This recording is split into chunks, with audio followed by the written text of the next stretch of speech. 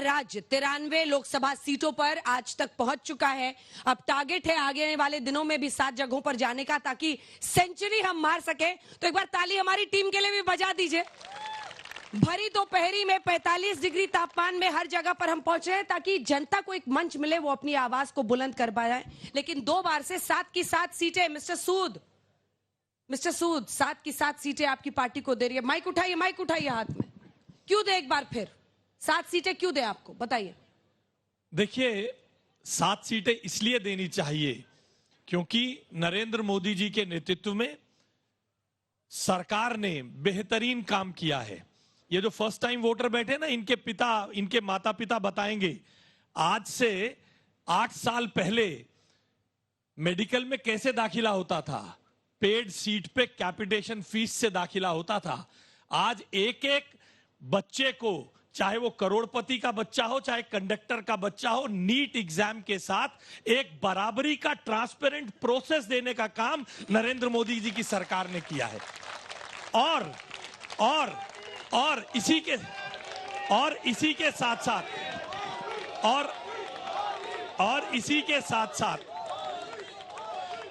के साथ साथ अंजना जी, जब ये दिल्ली दम घुटता है, जब ये दिल्ली गाना गाती है, दम घुटता है, दिल्ली में दम घुटता है, उसको कम करने के लिए भी 35,000 ट्रक, ये शादरा वाले मेरे से बेहतर बताएंगे आपको, ये बाउंड्री के बाहर से इन ट्रकों को निकालकर दिल्ली में 35,000 ट्रक जो रोज बाहर निकले हैं ईस्टर्न एक्सप्रेस पेरिफेरी वे और वेस्टर्न एक्सप्रेस पेरिफेरी वे से, तो दिल्ली में दम घोटने के वातावरण को कम करके दिल्ली को एक बेहतरीन दिल्ली इंफ्रास्ट्रक्चर वाली दिल्ली बनाने का काम काम किया ही था, तो 6 सिटिंग सांसदों के टिकट क्यों काट दिए? देखिए, इसमें टिकट काटने की विषय नहीं है। हम देखिए, टिकट काटने का कोई मामला नहीं है। क्या मामला है? हमारा स्ट्रैटेजी है ना, हमें अपने लोगों को मौका देना है। हम कोई परिवारवादी पार्टी थोड़ी ना है। केजरीवाल जी जेल में जाएंगे, सुनीता जी स्टार प्रचारक बन जाएंगी। हम कोई परिवारवादी दल नहीं है।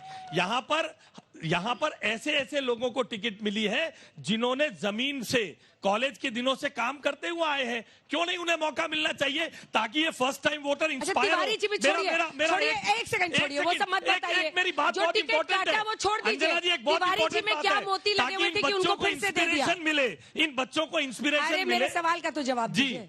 बाकियों को तो काट दिया, नहीं बता रहे आप, कोई बात नहीं, आपकी स्ट्रैटेजी है। पर तिवारी जी में से, मनोज तिवारी में से क्या स्ट्रैटेजी है? ये सारी बातें आपको तो नतीजे बताएंगे। आपको सामने कैंडिडेट जलूस लेकर नहीं गया। संजीव झा जी माइक उठाइए, मोर्चा संभालिए। तिवारी जी के सामने कैंडिडेट जलूस लेकर नहीं गया। दिल्ली को एक ऐसे मुख्यमंत्री मिले हुए हैं जो अड़े हुए हैं कि हम जेल से ही सरकार चलाएंगे।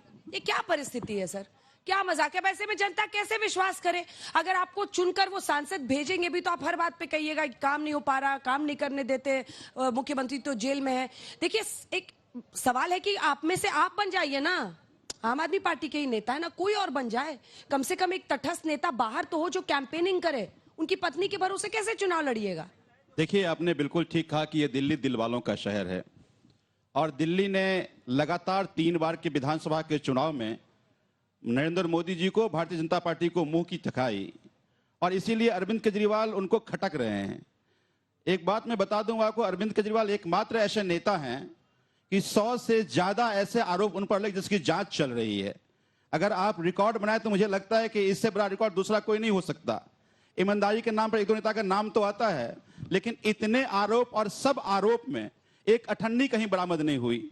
एक ही रास्ता था, जितने आरोप लगे अगर कॉम्प्रोमाइज कर लेते तो सबसे ईमानदार मुख्यमंत्री होते, लेकिन चूंकि कॉम्प्रोमाइज नहीं किया तो आज वो जेल में है। अब दिल्ली की जनता ये बताएगी कि जो मुख्यमंत्री दिल्ली की जनता के लिए काम कर रही है, वो मुख्यमंत्री दिल्ली की जनता चाहती है। उनको क्या बताइए, 2015 हो या 2020 हो, ये मैंडेट अरविंद केजरीवाल जी का मैंडेट था।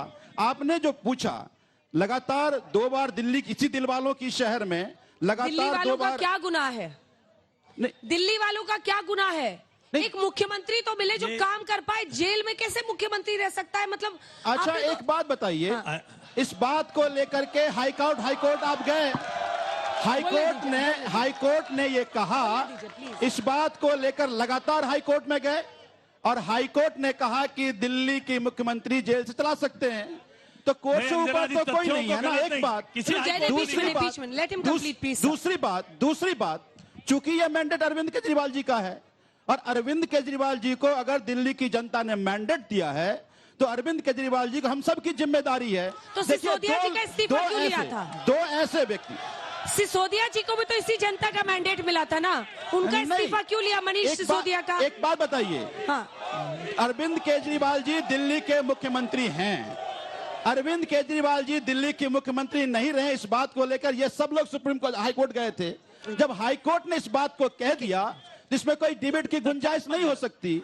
एक बात, दूसरी बात कि अरविंद केजरीवाल जी लगातार, देखिए दिल्ली की जनता हो या हम विधायक हो, हम दोनों का ये राइट है कि हमारा मुख्यमंत्री कौन है तय करेंगे। ठीक है, दिल्ली की जनता ने हमने तय कर दिया है, इसमें कोई तो सवाल हो ही नहीं सकता। अजय जी, छोटा सा रिएक्शन इस पर। आप लोग साथ लड़ रहे हैं, आप लोगों के नेता जब निकलते हैं कैंपेनिंग से, जनता पूछती है कि नहीं कि केजरीवाल जी जेल में, आप लोग क्या कर रहे हैं, ऐसे कैसे सरकार चलेगी?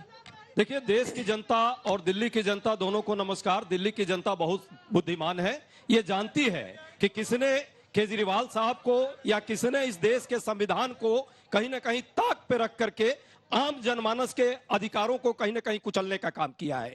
प्रधानमंत्री जी समेत भाजपा के लोग आज जो भी बात करें, लेकिन ये सच्चाई है कि देश के इस पवित्र संविधान के साथ ये जो हमारा कहीं ना कहीं ये प्रेम है, इस संविधान को कहीं ना कहीं बदलने का काम हो रहा है, और इसे हम किसी भी कीमत पर, हमने इसके लिए कुर्बानियां दी हैं, हमने इसके लिए जान दी है, हमारे लोगों ने इसके लिए खून पसीने बहाए हैं, इसको हम नहीं बदलने देंगे।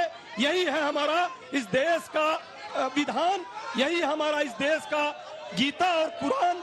इसको रागी जी वो संविधान लेके आए हैं, राहुल जी बोले हर जगह संविधान लेकर जाइए, देश का संविधान खतरे में है, और ये संविधान ही है जिसमें ऐसी कोई बात नहीं कही गई है कि अगर कोई जेल में है तो सरकार नहीं चला सकता, संविधान ही कहता है। देखिए एक सेकंड, देखिए बोलिए, जल्दी बोलिए। देखिए, शीला दीक्षित के खिलाफ आरोप लगाया आम आदमी पार्टी ने, कहा उनको इस्तीफा दे देना चाहिए। प्रणब मुखर्जी के खिलाफ आरोप लगाया, उनको कर देना चाहिए। सोनिया गांधी के लिए कहा जा रहा था कि राहुल गांधी और सोनिया गांधी को जाकर के ईडी पकड़ करके जेल में क्यों नहीं डालती है।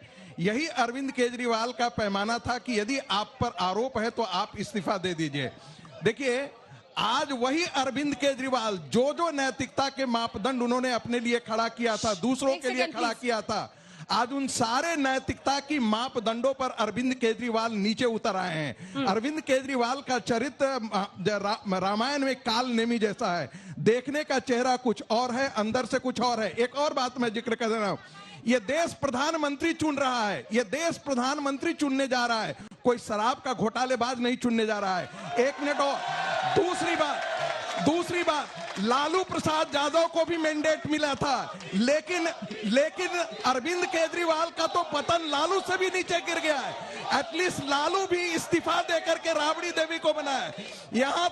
यहाँ तो पति जेल में है और पत्नी राबड़ी देवी के तौर पर कार्यवाहक मुख्यमंत्री की डिफेक्टो भूमिका में। ऐसा नजारा दुनिया के लोकतंत्र में एक भी नहीं मिलेगा।